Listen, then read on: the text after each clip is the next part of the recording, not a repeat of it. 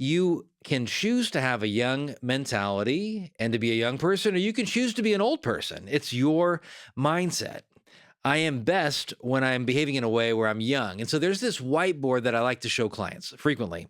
I call it DCG, DC-G. Okay. And so the D stands for you get to decide something you want to commit to doing.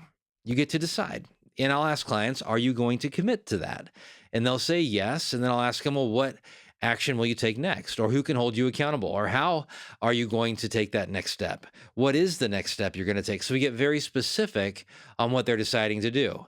And we want to be specific enough that we can measure it. And you generally will have to measure something by with a deadline, a time, a date, like age 50 or by Friday or next month or by the end of the year, and or by a specific result. So I will achieve X, Y, and Z, or I will get the degree by this date, or it's some sort of measurable that you can look at. And so they decide that they want to do something different. It could be something that is scary to them. It may not be necessarily scary to you.